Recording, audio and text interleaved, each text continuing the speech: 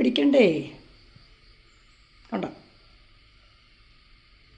ആവശ്യമായ സാധനങ്ങൾ: 3 സബോള, 2 തക്കാളി, 2 പച്ചമുളക്, കറിവേപ്പില, ഇഞ്ചിയും വെളുത്തുള്ളിയും കൂടെ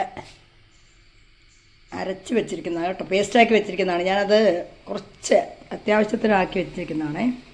കടുകിട്ട് പൊട്ടിയപ്പോൾ കുറച്ച് ജീരകം ഇടുക. രണ്ടും കൂടെ നടക്കത്തില്ല കേട്ടോ, ലൈവും കുക്കിങ്ങും കൂടെ എങ്ങനെ നടക്കും? ഹായ് പൊന്നു സലിമോളെ, ഗുഡ് മോർണിംഗ്. എബിമോൾ വന്നല്ലോ. എബിമോളെ ഗുഡ് മോർണിംഗ്. ഇതിന് നമ്മുടെ ജീരകം ഇടുക കേട്ടോ. പെരിഞ്ജീരകം ഇടേണ്ടത്, ഞാൻ പക്ഷെ നല്ല ജീരകം ഇട്ടിരിക്കുന്നത്, അതുകൊണ്ട് കുഴപ്പമില്ല കേട്ടോ. ഒപ്പം വീഡിയോ പിടിക്കുകയാണ്. ആദ്യം എന്താണ് ഉണ്ടാക്കുന്നത്? ഉള്ളിക്കറി. സെലീന ജോളി ടീച്ചറേ, ഞാൻ കേട്ടല്ലോ, കണ്ടല്ലോ മുത്തേ. ഇത് ആരാണ് അതിൻ്റെ അടിയിൽ വന്നിരിക്കുന്നത്? സുൽത്താനോ അതോ എബിമോനോ? എബിമോനോ എബിമോളോ എന്തേലും ആവട്ടെ. ഇതിലോട്ട് പട്ട, ഗ്രാമ്പു ഇത്ര ഇടുക. 2 ഏലക്കയും കൂടി ഇടണേ. ഞാനിപ്പോൾ ഇടാം ഏലക്ക.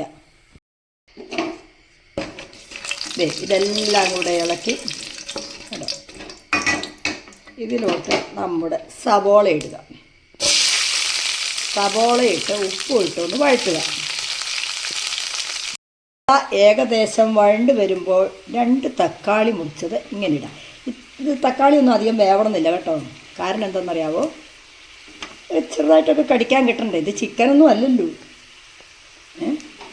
പക്ഷേ കറി ചിക്കൻ തന്നെ മാറി നിൽക്കും. നോക്കിയാൽ 2 പച്ചമുളകും കീറിയിടുക. അങ്ങോട്ട് വഴറ്റുക, നന്നായി വഴറ്റുക. 1 സ്പൂൺ മഞ്ഞൾപ്പൊടി, മഞ്ഞൾപ്പൊടി അല്ല കേട്ടോ, 1/4 ടീസ്പൂൺ മഞ്ഞൾപ്പൊടി, 1 ടീസ്പൂൺ മുളക് പൊടി, 1 ടീസ്പൂൺ മല്ലിപ്പൊടി എന്നിവയിട്ട് നന്നായി ഇളക്കി യോജിപ്പിച്ച് ഒന്നും കൂടെ വഴറ്റുക. ഇഞ്ചി വെളുത്തുള്ളി കൂടെ അരച്ചതാണ് പേസ്റ്റ് ഇതിലേക്കിടുക. വീണ്ടും ഇളക്കുക. എൻ്റെ കറി നന്നായി വഴണ്ടേ, സബോളയൊക്കെ നന്നായി വഴണ്ട്, എല്ലാം നന്നായി വഴണ്ട്. ഇനി ഇതിലേക്ക് ആവശ്യത്തിന് വെള്ളം ചേർക്കുക. ഇതിലോട്ട് 1 കപ്പ് വെള്ളം ഒഴിക്കുക. 1 കപ്പ് വെള്ളം ഒഴിച്ച് ഇതൊന്ന് അടച്ച് വെച്ചൊന്ന് വേവിക്കുക. ഒന്നും കൂടെ എന്തോന്നായിക്കോട്ടെ കേട്ടോ. ഇതിലിപ്പോൾ ആവശ്യത്തിന് ഉപ്പ് വേണമെങ്കിൽ ചേർക്കണം. എൻ്റെ ഉപ്പ് ആവശ്യത്തിനുണ്ട്, അതുകൊണ്ടാണ് ഉപ്പ് ചേർക്കാത്തത്. ആവശ്യത്തിന് ഉപ്പ് ചേർക്കുക. അടച്ച് വെച്ച് ഒന്നും കൂടെ ഒന്നാവട്ടെ കേട്ടോ. അപ്പോഴേക്കും വേറൊരു പണിയുണ്ട്. ഇതിനൊരു അരപ്പ് തയ്യാറാക്കണം.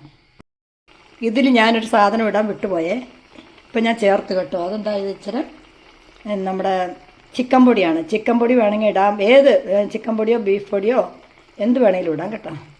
ഞാൻ മസാലപ്പൊടി ഇടുന്ന കേട്ടത്, മസാലപ്പൊടി തീർന്നു, ഇനി പൊടിച്ചിട്ട് വേണം. അപ്പം ഞാൻ ഇച്ചിരി ചിക്കൻ്റെ പൊടി ഉണ്ടായിരുന്നു, അത് ഇട്ടു. മസാലപ്പൊടി ആയാലും മതി കേട്ടോ.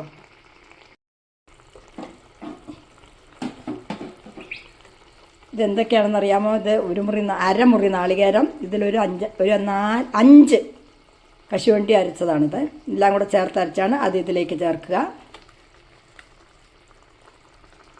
എന്നിട്ട് ഈ ജാറെല്ലാം കഴുകി കുറച്ച് വെള്ളം കൂടി ഒഴിച്ച് ഒന്നും കൂടെ വേണ്ട തെളിഞ്ഞു വന്ന്, കണ്ട എണ്ണയൊക്കെ തെളിഞ്ഞു വന്നില്ല. എന്നിട്ട് ഈ അരപ്പ് ചേർക്കാവൂ കേട്ടോ. എന്നിട്ട് ഈ ജാറൊക്കെ ഒന്ന് കഴുകി ഇച്ചിരി വെള്ളം കൂടി ഒഴിച്ച് കറി ഒന്നും കൂടി ഒന്ന് ചൂടാക്കി അവസാനിപ്പിക്കാം, നിർത്താം. അങ്ങനെ ഉള്ളിക്കറി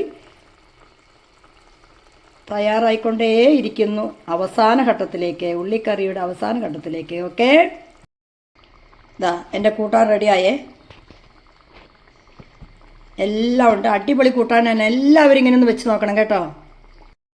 സാജ നീഞ്ഞു വാ കേട്ടോ. ഇതാണ് എൻ്റെ കൂട്ടാൻ. അടിപൊളിയാണെന്ന് ഞാൻ ആരെങ്കിലും കൂട്ടിയിട്ട് ഞാൻ പറയിപ്പിക്കാം കേട്ടോ സാജ. ഇതിൻ്റെ മുകളിൽ കിടക്കുന്ന കറിവേപ്പിലില്ലേ, എൻ്റെയാണ്. എന്തൊരു മണമാണെന്നറിയാം എൻ്റെ കറിവേപ്പിലേക്ക്.